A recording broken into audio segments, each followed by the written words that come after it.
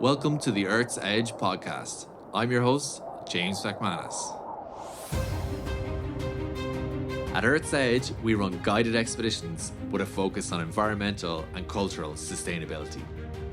We created this podcast to share stories from people who have found the outdoors and fallen in love with adventure. Each month, we're giving away one of our summit jackets worth €150. To be in the running, all you need to do is subscribe to our mailing list at earths-edge.com/podcast. There's a link in the show notes. Now, for today's guest. For me, packing my kit bag is really important because you're sharing a room with someone. So if every evening your bag vomits gear all over the room in an organized manner, it's irritating for you, but it's extremely irritating for the person that you're sharing with. You're hearing from Louise Lawrence, who has led more than 25 expeditions for Earth's Edge. Louise shares amazing stories from over 50 years of going on epic adventures. She also gives her top tips for anyone considering their first big adventure and explains why expeditions are all about the journey rather than reaching a summit. We start out discussing her early years and going on her first adventure when she was just 6 months old. So let's dive in there.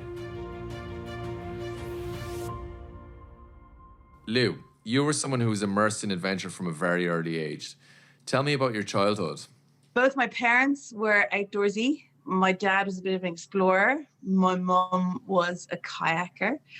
Recently, I discovered that mum was actually brought home the first trophy from an international event for Ireland. So that's pretty impressive. And dad was one of the founding members of the Liffey Descent. So really, I had no option. I think I went away on my first expedition trip when I was 6 months old. Wow. And it just went from there. So it was fun for a little while, for sure. And then in my teens, I rebelled. Every holiday was in Ireland, which was amazing.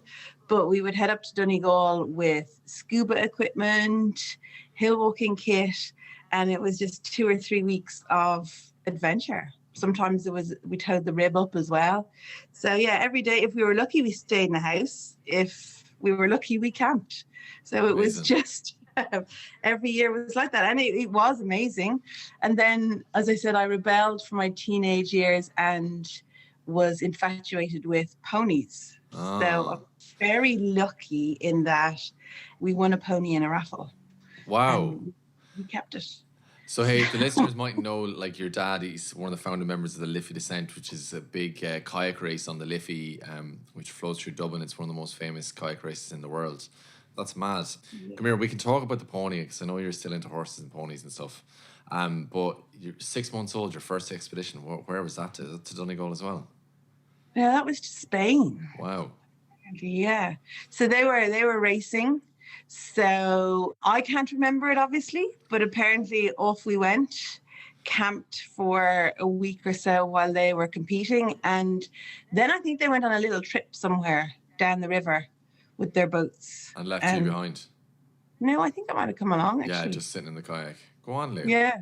Every year they were away racing. And I remember when I was about 6, I started to remember the trips where we were kayaking down in open boats and camping along the way, going on journeys.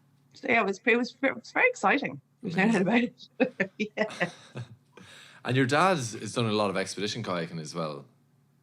Yes, when I was less than 1, he went off on an expedition to the Grand Canyon. They were the first Europeans to paddle down the Grand Canyon. Wow. So I was talking to Mum recently about it, and communication was a little bit more difficult than it is now.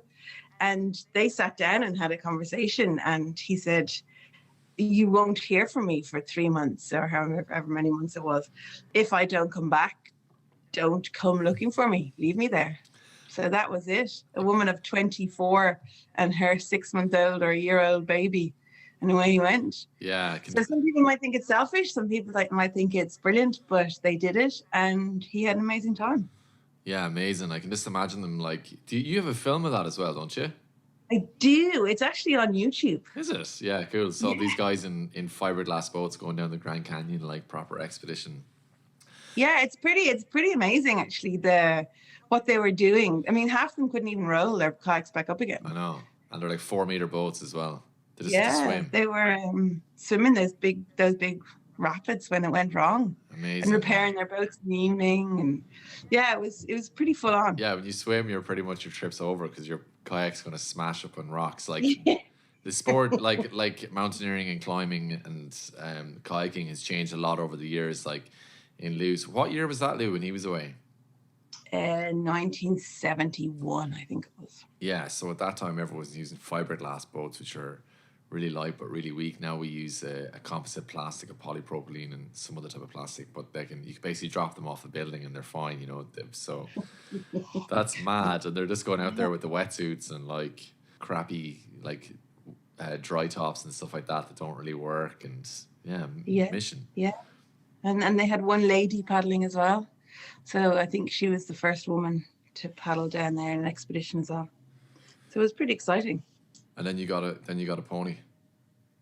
Then I got a pony. We still went away on our holidays, our hill walking holidays. But I just have this very vivid memory of my sister and myself. So she's a little bit younger than I am, but we're camping somewhere down in Mayo. And as teenagers do, they want to lie in bed for a little bit longer.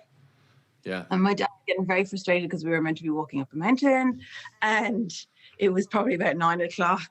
And I'll just always remember he was just stomping up and down between the two tents. And he went, "For goodness sake, we've lost an hour. We're only here for 7 days. If we lose an hour for every day, that's a full day's fun we've missed." And all these stuff. Yeah. So he was certainly into packing his days full of adventure. That's where you get your timekeeping from, you know? Could be, actually. Could be. So come here, you went on to do sports science in Liverpool, yeah? Yeah, sports science. I'm a sports scientist myself, Louise, you know? Are you? I am, yeah. Good, yeah. But how was that anyway? Did you enjoy that? Yeah, it was brilliant. Between school and university, I did a post-leaving cert course in outdoor education in Clara Road. Okay. So that was a little bit of a buffer from my nice little secured boarding school to being sent out into the world. Yeah, essential, I would say, yeah. Essential, yeah. And then headed off to Liverpool and had the time of my life, yeah. Spent the first week thinking, "Ooh, I'm not sure if this is a bit of a dump or not." And then the rest of the time thinking, how can I ever leave? It was fabulous. Yeah. Fabulous. Yeah. I think more kayaking and walking and sailing than studying, but it was great, Carl. Yeah, you kind of grew up a little bit. So you joined all the like mountaineering kayak club in college. Yeah, brilliant. So we're going to get on and talk about your work for Earth's Edge a little later on in the podcast. Tell me about some of the missions you did, like after you finished college. Like, where did you go? Like, talk me through your adventure CV, Lou. Yeah. I was actually going to join the Royal Navy when I left school. You were not. My mum's from Belfast, so I wasn't quite sure. So I spent a year going through interviews and being sent over to the UK to visit naval bases, and they were kind of coaching you a little bit. And then one day I had the realization that, I'd have to go to war a bit late. I went, "Oh no, I don't do that." I decided I wasn't going to do that. So then I came home and I actually worked for my uncle who owned the Great Outdoors at the time. Yeah. So I worked for him for a year or two and then headed into my adventure career as such, which was always lying dormant anyway. And worked for Tiglin, the National Adventure Centre in Wicklow. So they had this really cool training instructor program where you would go and work for them for 2 years and you were trained. So I went for the interview and my best friend got it. So I was a little bit delighted for her and devastated for me. I can imagine. But a couple of months later, the girl who worked in the office went on maternity leave. So I rang them and said, could I have that job? And they were like, well, have you got any experience in an office? I was like, no. And she said, can you type? And I said, no. But if I learn how to type between now and then, will you take me? So she said, yeah. So I kind of got in the back door there and I worked for them and got all my qualifications and got to hang out with my best mate and all the amazing instructors and guides that were working there at the time. So it was a great foundation on top of my family, Clara Road, and then from Tiglin. And it's just gone from there, really. freelancing. I went back and worked for Tiglin again. And my whole career has been working in the outdoors, Yeah, amazing. teaching adults, teaching kids, and basically really loving it, to be honest. Yeah. So it's been fantastic. Yeah, for sure. Yeah, the listeners are going to love hearing that. Like you're living the dream. Now we're gonna get on and talk about some of the trips you've done for me, so it won't feel like a dream at times. But yeah, it's great to be. That you're like, that was not a dream, that was a nightmare. But no, it's great to be able to do what you love, you know. Yeah, well, I mean, expeditions have always been there. My uncle was involved in the first Irish Everest expedition where they succeeded in getting to the top. He was the base camp manager. So he lived in base camp for 3 months. Wow. And looked after them and fed them, sang songs with his guitar when they came down off the mountain. Actually, at one of the reunions there, their 20-year reunion, they were talking about people on the expedition and what they brought to the expedition. And it was really nice to hear because they were just saying how wonderful it was to have Leslie at base camp. They'd come down over a hard couple of days on the mountain and he would have whiskey for them and he'd have the guitar out, singing them songs, hot water bottle in their sleeping bags. And they were very, very grateful. So it was good to hear. So yeah. That's Leslie's your uncle that founded the Great Outdoors, yeah? Yes. Oh, wow. Yes. Cool. I didn't know he was on that expedition as well. That's mental. They went up from the Chinese side, didn't they? Yeah. Yeah. Oh, some of the stories and the pictures, it's a different ball game. Yeah. I mean, they were on their own on that mountain, on their own. Wow. They didn't have support or Sherpa support at all? No. Jeez, they had it all, bringing all their kit in, but the climbers climbed to the top on their own. Yeah. Amazing. I mean, it's an amazing picture of Dawson heading off because Frank, his oxygen ran out. So the two of them were attempting to go to the summit. And basically, Frank stood there. He had to come down on his own. And then Dawson, he has this amazing picture of him just walking off to the summit on his own. Okay, so Frank took a picture of him before he... Yeah, this is Dawson Stealth Fox we're talking about here. He's the first Irishman to summit Everest. Yeah, that's mad. And come here, so tell me about some of your big personal expeditions. You went all over the place. Yeah, you were in South America and Nepal. Talk about some of those trips. So I had a great trip in Nepal. There's a lovely, when I was working in Tiglin, there was a lovely girl called Pernia. Well, she is called Pernia. And she came back to Ireland with one of the instructors and she lived in Ireland and they eventually got married. But she obviously came from the mountains of the Himalayas to bustling Ireland. So she's a great girl. We got on really well. We looked after her, etc. And she was always saying, you know, my mum would love to meet you. She's so grateful that you're looking after me on the other side of the world. So one day we decided we'd go and meet her mum. So myself, Mary, who's also a guide with our Sedge, and her partner, John, we all headed off to the Himalayas. No way. And then we met another friend, Clive, out there as well, and Pernia. And we trekked for 23 days, and then we trekked into her village. So it took us 3 days to get into the village, and we stayed there for 3 days. And then it took us 3 days to get out. But it was an amazing experience. I've always been searching for that proper non-tourism, right out there, living with the locals. And that was it. But it was almost too much because it was very, very basic. And we were young and naive and not all that prepared. So we had to stay in some interesting places and eat some interesting food. But it was, seeing how they live out there is phenomenal. Subsistence farming all the way. All we had was a little bag of flour. Whereabouts in Nepal was she from? Oh, I knew you were going to ask me that. I can't remember. I know we walked Gusaka and Langtang and then went to her. So it wasn't too far that region there. And I'd say the welcome you guys got when you arrived was insane, was it? Oh, there was a festival. Yeah. It was brilliant. Yeah. So cool. And again, we didn't have any communication. No sat phones, no nothing. That was just us off. And then I fell off the trail. You know the golden rule that you don't go on the outside of oncoming mules? Yeah. Louise. Well, they were lined up, tied up on the inside. and we had to walk past them, but one of them got free.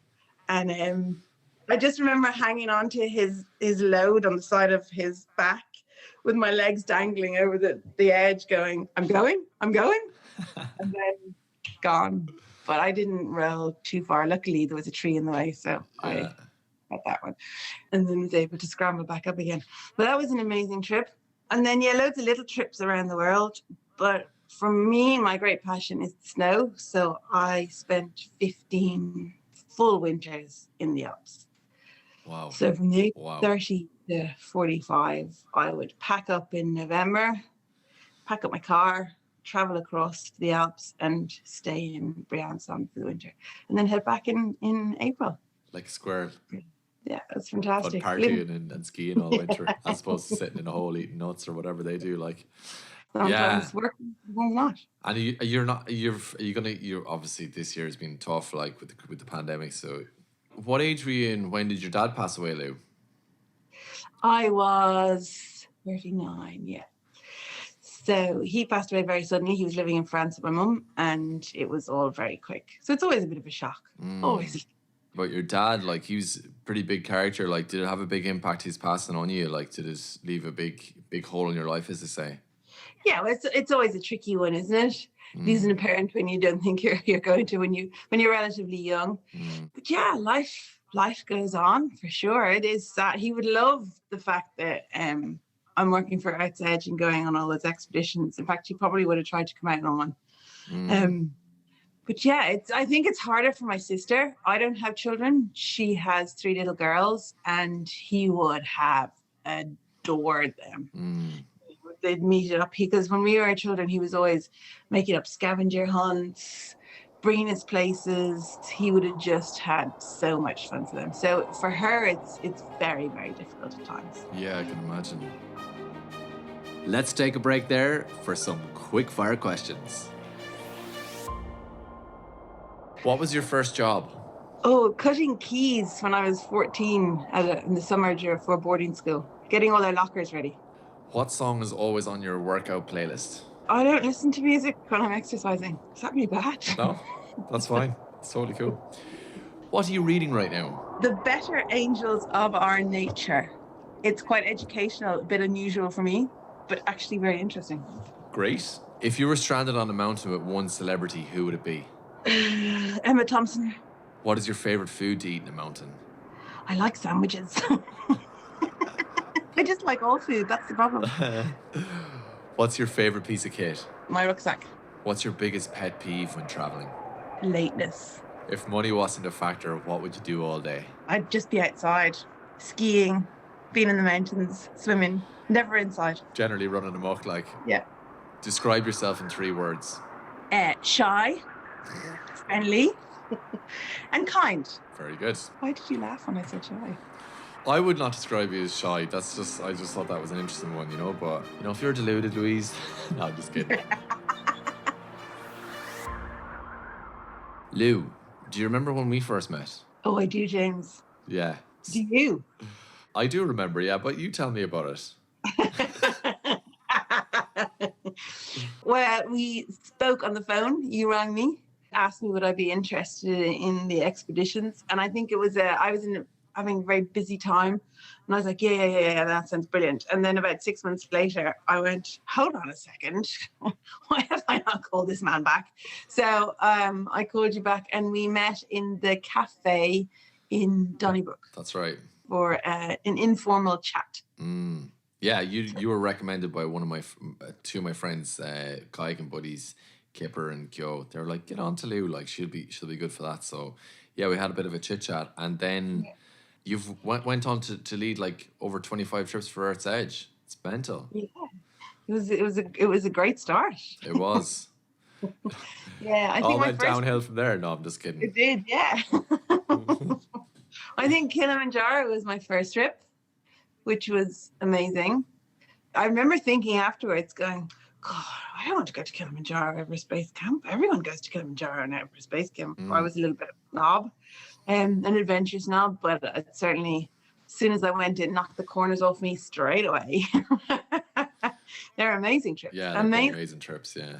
And the people that sign up for them are amazing. as well. Because I was a little bit of snob in that point of view, going, why don't you just do it yourself? I mean, it's all about the planning, 6 months planning, a year planning, and packing everything up, and away you go. Yeah. But no, great respect for people who are sitting at home going, I would like to do that, and putting themselves out there and doing it, and never maybe having camped before, never slept on a mountain before, certainly not ever slept in a tent for 7 days in a row or 6 days in a row before. Absolutely. And they just put themselves out there, and Summit Night never ceases to amaze me how they get up 11, 12, 1 o'clock in the morning, put their heads down and just keep. I would have gone a long time ago if that was my first time to do something like that. They're fantastic. So yeah, it was a great honor to see how people can do that. It's brilliant. What is it that's so special about climbing a big mountain like that for you, Lou? Like, what is that feeling you get from it? Here's the thing, right?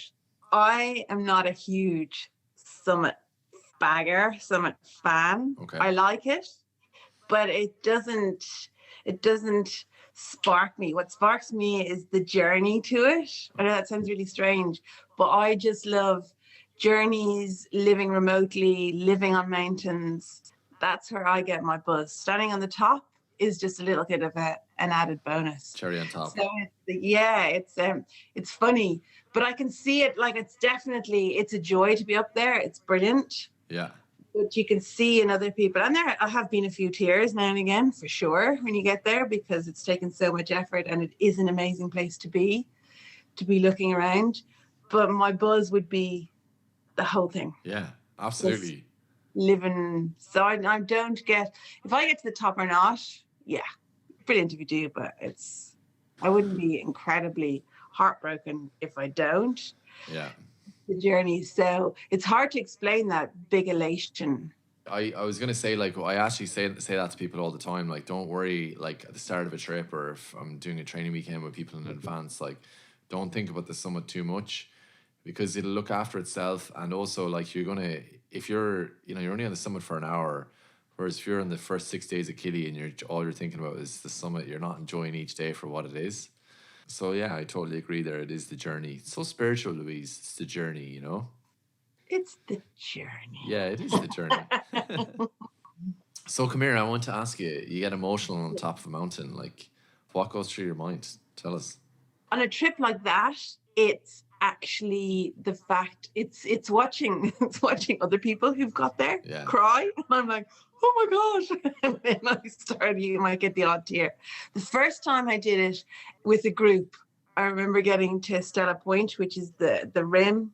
Oh, so it's, some people think it's the top, but it's not. You've got another 45 minutes. That's actually, I'm going to cut in there. When you're going doing Kilimanjaro, Stella Point is the first time you get on the crater rim, and it has a sign that's pretty much like identical to the summit sign on Kili.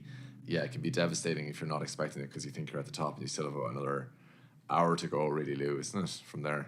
Yeah, it's 45 minutes to an hour. I've had a few people throw their toys out the pram when I'm like, are you ready to go now? They're like, what? Not the top. But the first time I got up to Stella Point, I was traveling with a great doctor, and we got up there, and suddenly I thought, I'm actually going to cry. And I'm not a big cry person at all. And I was like, what's going on? I don't understand. So I had to walk away from the group. And then the doctor was standing beside me, and I looked at her and she looked at me, and we had these big watery eyes, and I was going, what's going on? What's going on? But I think it's altitude, and it's the release, and it's the relief. And then I was okay on the top. But then you see people crying on the top, and because you're quite vulnerable up there, then that makes you want to cry.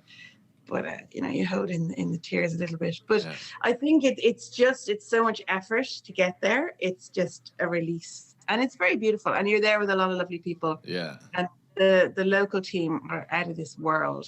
Love them to bits. So it's just a whole big kind of lovely emotional thank you. Yeah, I know the trip means a lot to you, because you were planning to mark your 50th birthday last year. It was your 10th trip on Kilimanjaro. That's right.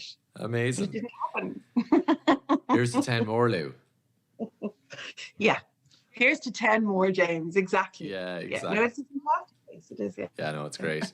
But I mean, like, You were mentioning the local staff, our team in Killy, who are amazing. But just the other thing is like the people we meet, like the people you take up, like they all have amazing stories and amazing reasons for being on the mountain. It's like, Oh, incredible. Yeah, no, really incredible. And very different reasons, very different journeys. Some of them are quite deep. Some of them are just like, oh, I was sitting watching something on TV and went, I want to get to the top of that mountain. So it's yeah, all different. In fact, my first trip, when you're a little bit apprehensive, you don't know what's going to happen. One of the participants came up to me and she said, you know, the way I was to bring anything that was important and essential that I couldn't do without in my hand luggage. Yeah. I went, yeah. She goes, where should I put my husband's ashes? I said, pardon? She's like, yeah, before he died, I was going to bring his ashes to different places, etc.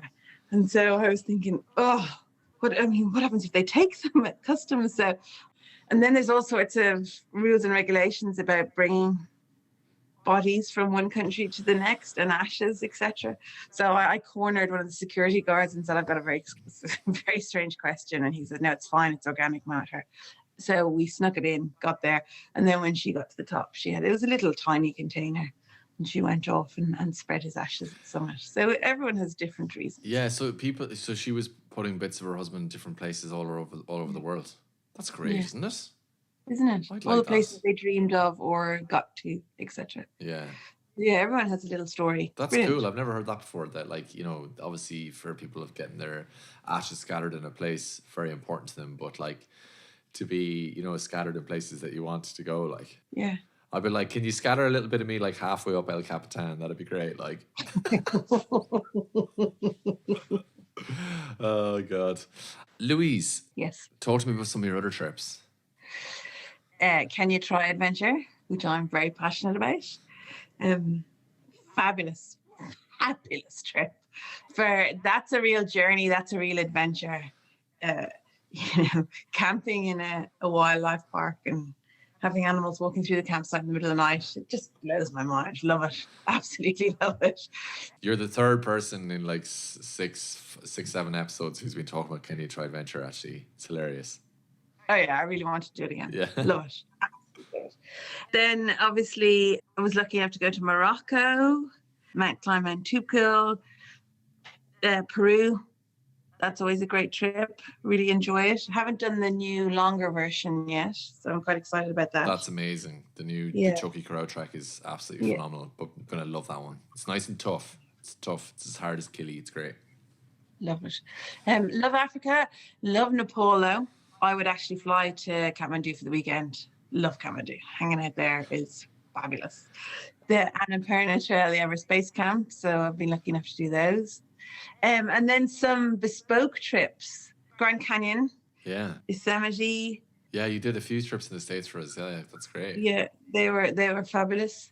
And you were on that big. We did a school trip where you spent a month in East Africa, where we had took kids up Kilimanjaro and cycled through the Masai Mara in Kenya, and then you went on to a community project in Uganda. You were away for a month. That was a mission. It was a mission, and amazing kids, absolutely amazing. I had the fifth years, the 16, 17-year-olds, and as you said, they climbed Killy. But they had to look after themselves, in that they on the mountain they were fed, but when we were off the mountain and doing the cycle, they had to feed themselves, and they were giving them they had a budget, so they worked hard for that one. And at times they were eating rice, watching us eating lots of food for money, and then they realized that they could actually swap. Why don't they swap with other little groups that have extra food? So it was a real learning curve for them, but great respect for them. I mean, I'm quite passionate about young people getting out there and pushing themselves. And I think we do them a great injustice telling them they can't do all this stuff. They have to wait and all the rest of it. I mean, like climbing Killy on summit night, one of the girls, she got a little bit unwell, and the other kids were very worried about her, and we had a look at her, and the doctor was happy for her to continue on. The locals wanted to give her oxygen. And I had a bit of a gut feeling that she was just going a little bit too fast. She was up the front, and she was just pushing it for her ability. So we decided that the doctor would keep a close eye on her and we would just go a little bit slower, and then she recovered.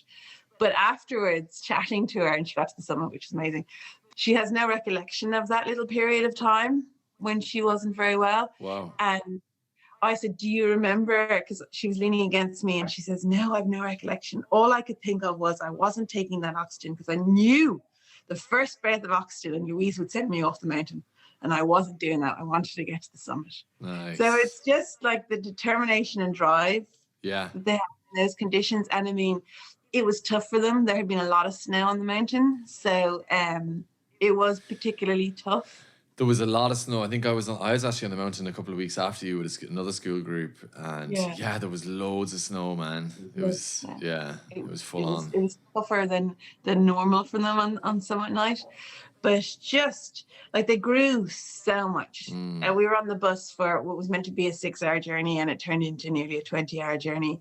And there wasn't one complaint. They just came to me and said, "What are we going to do for food?" And I was like, "Well, what would you like to do?" And we'd like to stop at a shop and buy sandwiches and see what we can get. And when you're talking about a shop, it's just driving through a really rural village and trying to find some sort of a little shop. And they fed themselves, they fed us, they fed the drivers, they fed the local team. And this is a group of people, this is near the end of the trip. And at the beginning, I remember sitting down with them and they couldn't understand why they had no money for food. And I said, "But you're eating out all the time." "Yeah, but where else do we get food?" And I was like, "Well, where do you get food at home from the fridge? And where does that come from? The supermarket." So they had to sit down and they didn't know how to bulk buy, or I had to tell them, like, if you want 4 sandwiches a day, how many slices of bread you need, how many slices of cheese, what you want to do. So they came from that to completely being able to look after themselves at the end and telling us what they would like to do.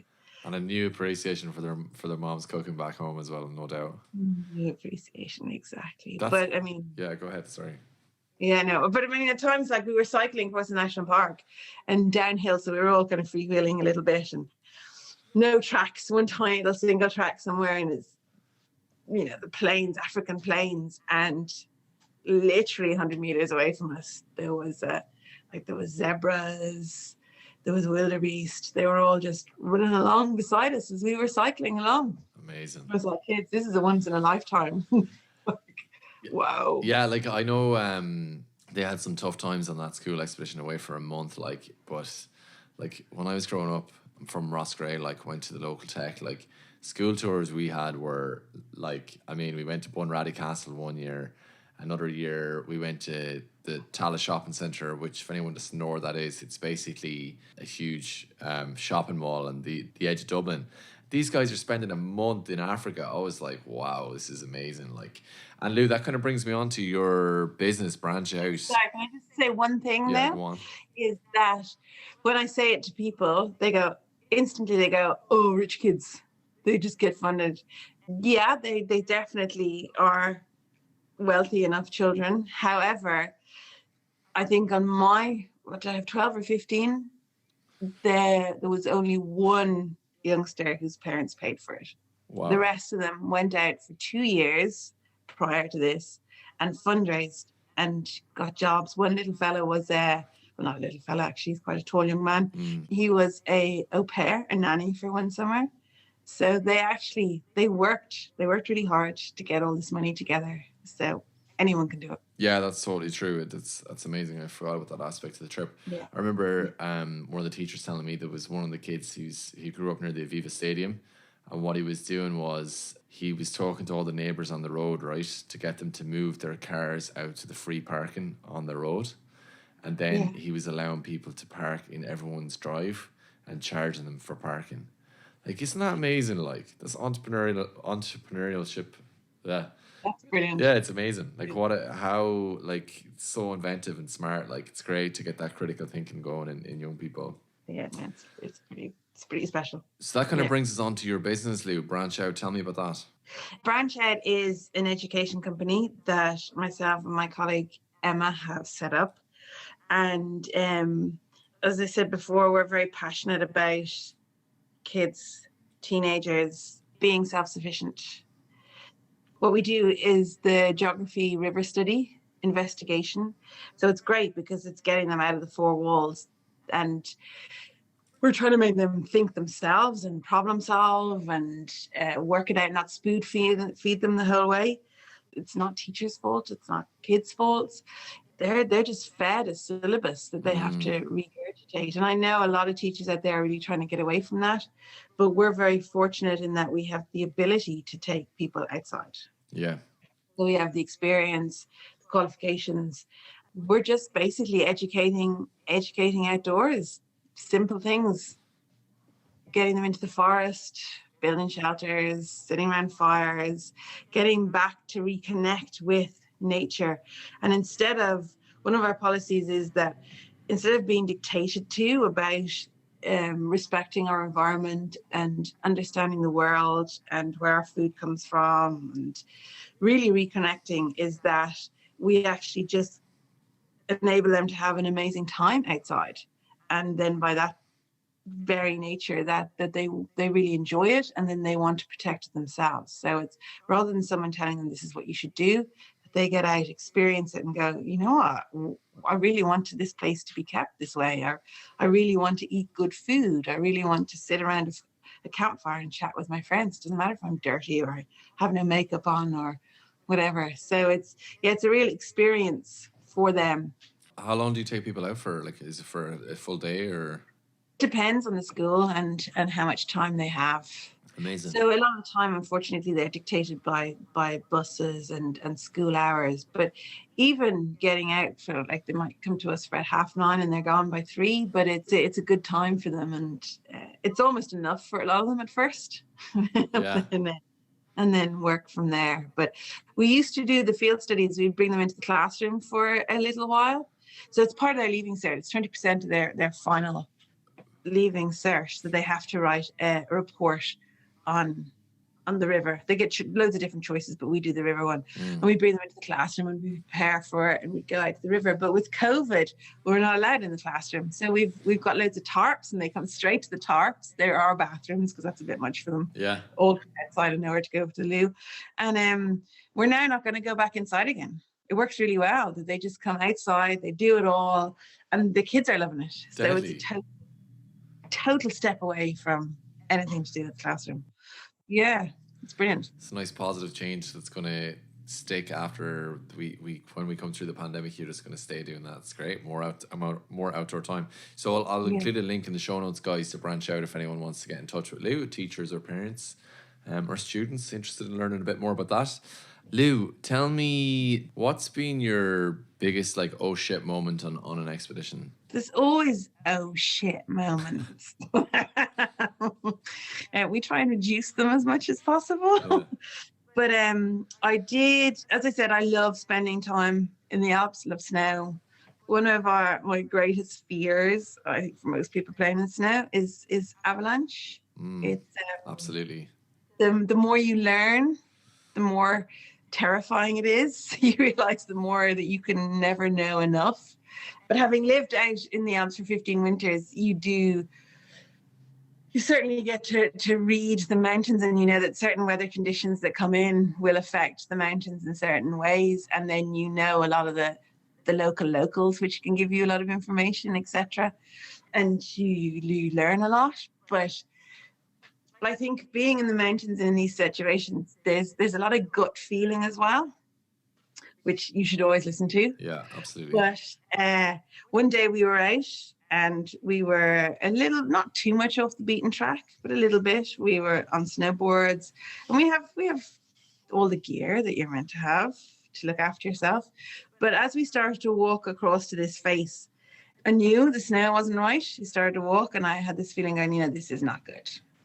I'm not happy being here. So I said it to my teammates and went, it's not good. I know it's not good. And so we made a decision to go and be super careful. Yeah. And one of my friends, he went first and then got to the bottom of the face. And the next minute there's an almighty crack and your blood runs cold, and the face just fell away from me, and it was about 20 meters away from where I was standing. Wow. Boom, gone. Now luckily he was he was able to hold it together enough, and he was able to get out of the way because the whole thing landed where he had stopped. So it was, yeah, that was a pretty oh shit moment. Yeah, for sure it was. But learned a lot and became a stronger person. I was quite young and realized that actually, do you know what?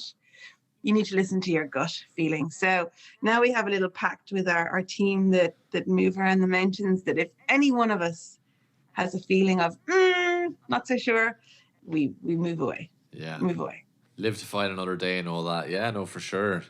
Because do you know what? Like when you ignore that good feeling and you continue on, or whatever situation on a mountain or a river and snow or whatever it is, like you often don't enjoy it from that point on. You know, you're just too on edge. Like a little bit of fear is always great and like keeps you on edge. But like when you're kind of got this sinking feeling, yeah, it's always good to call out, you know. Very different from that apprehension, you know. It's that like, ooh, yeah, not happy. Yeah. Absolutely. What about Earth's Edge, Lou? What was your toughest moment on a trip with us? Again, there's been a few. To be honest, when I'm out in the adventure environment is where I feel the most comfortable. When you do have moments, for sure. I find the most stressful time is the traveling to and from airports, buses, logistics. There's too many other elements to deal with there. But when you're on the mountain or wherever you are, yeah, we had a landslide one day on the other side of the river. We were a beautiful campsite. It was in the Indian Himalayas, little plateau above the river. Quite a nice river, big steep side on the far side. So we were on the good side, and it had rained all night. I mean, really rained all night. And that morning I was sitting with the local team, and we were chatting, looking at the weather forecast and saying, look, the rain's meant to clear at lunchtime, so maybe we'll stall it and camp until lunch and then head out and do a shorter day. And the next minute there's this almighty crack, and instantly I think again, and then I went, oh no, there's no snow. And this is all happening really quickly, and the two of us run out of the mess tent, and the whole side of the other side of the river had gone. Big landslide. Boom. Wow. And you're sitting like, oh, I'm glad we're on this side, obviously. But it makes like, oh, I think, no, we need to get out of here now. It's all a bit unstable. But that was an interesting moment. There's another client who stepped off the edge of the track taking a picture. Is they on the same trip? A different trip. Okay, yeah. But luckily the person beside him grabbed him. So that was... And we had spoken about this, but obviously sometimes looking through the lens of your camera can be pretty exciting. So you forget about where your feet are sometimes.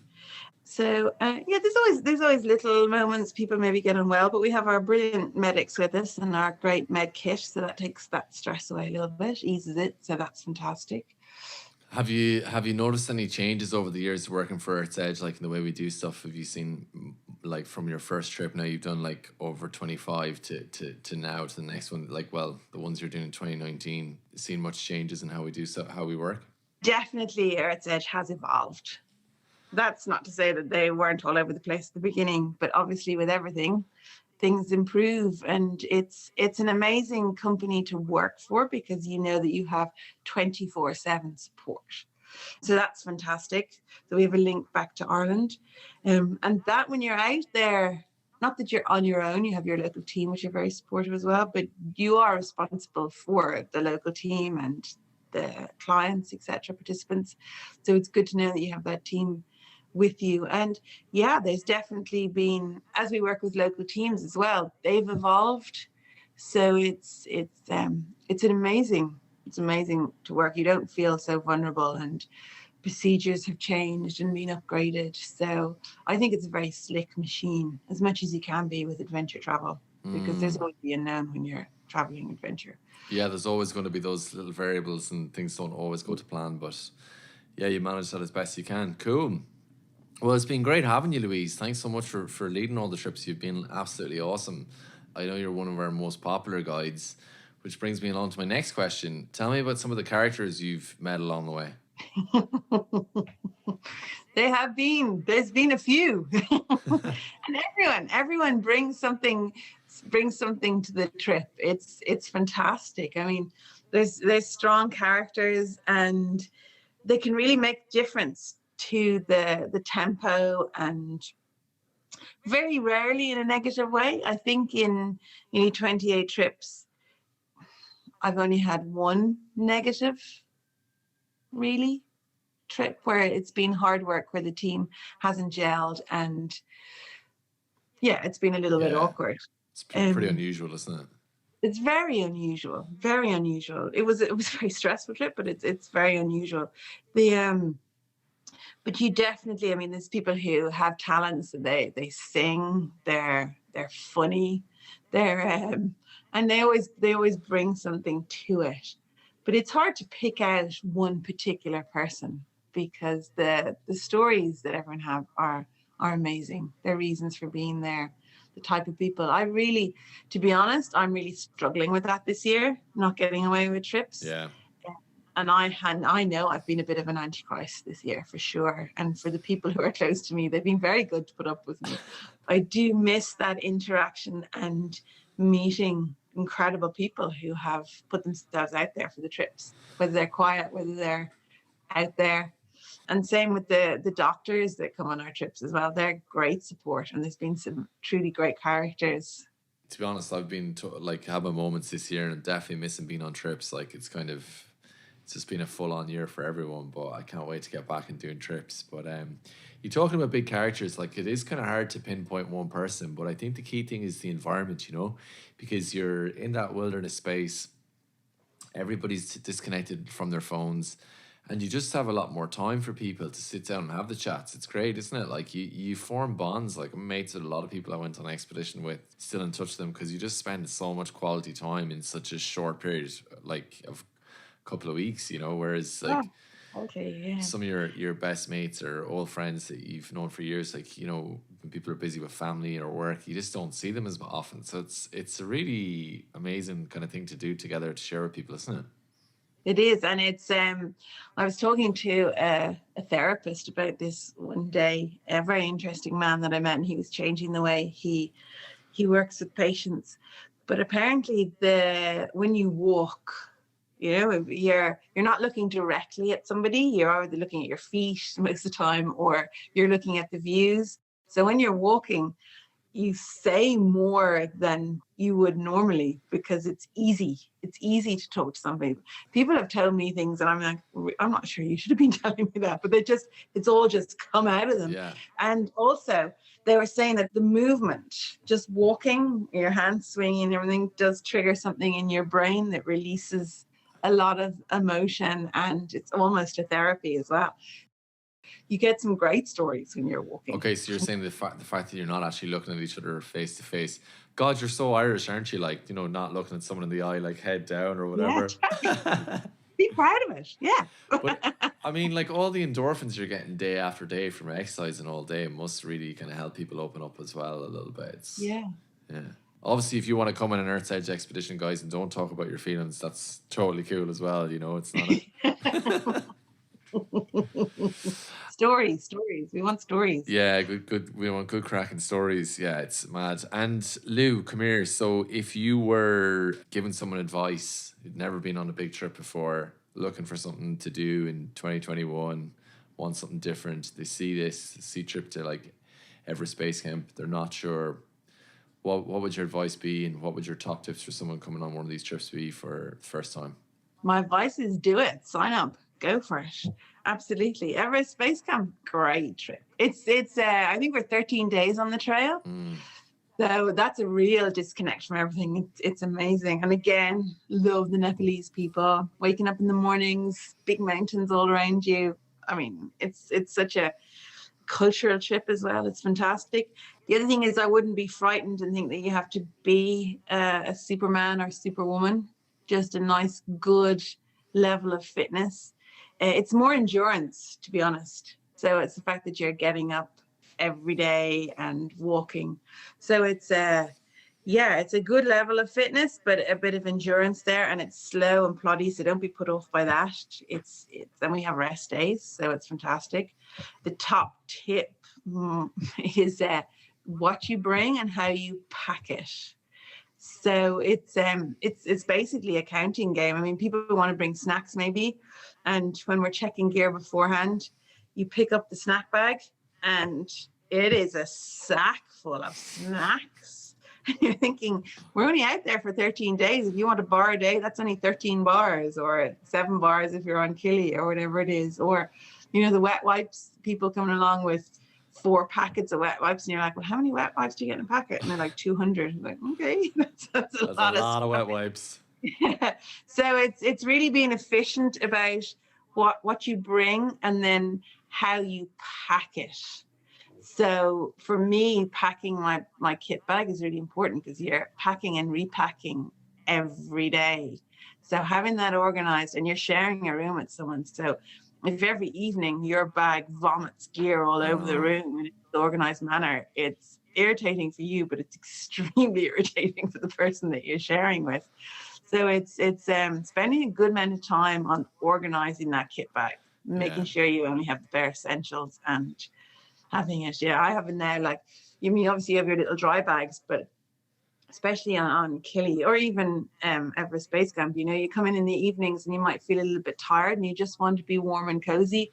And I know that I have one bag that has my sleeping bag, my sleeping thermals, maybe a little treat, and my book and my torch, so that if I'm feeling a bit miserable, I just pick out that one bag, get changed, get into my bag, have a little downtime, get warm and cozy, and then the world is a much nicer place.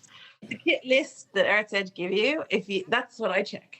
If I have everything on that list, I know I'm okay. But I do say to people, bear in mind it was a bloke who made the list. So I do bring a bit more underwear and socks. Just